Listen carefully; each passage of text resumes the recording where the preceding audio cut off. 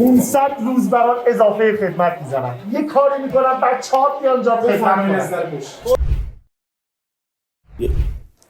مسئول فرودگاه هستم. مقدم مهمانان وزرای عزیز را به فرودگاهمان تبریک و تهنیت عرض میکنیم. در همینجا جا دارد اعلام کنم جعفر گم شده. جعفر ننه ماغلره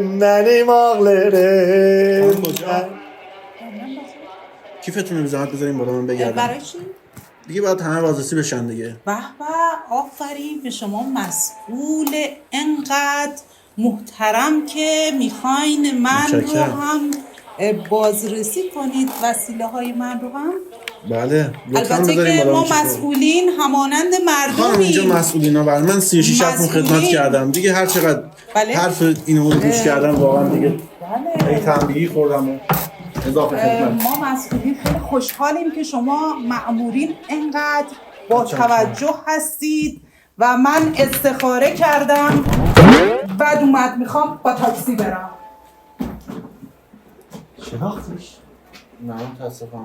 از مسئولین کشوری بودن. احسن به تو، احسن. من اعلام میکنم برای شما یه 20 روز تشویقی بزنن. دست شما درد نکنه، لطف میکنید. برادرم سلام. سلام قربان. خدمت شما. به بابته. به به اخراجم من. راههای رسیدم به خدا بسیارم. بیچارت میکنم. 500 روز برات اضافه خدمت میزنم. یه کاری میکنم بچه‌هات میان جات خدمت کنن. برو شما فعلا به فکر خودت باش. مسئول بعدی بیاد میخوام کیفشو بگردم.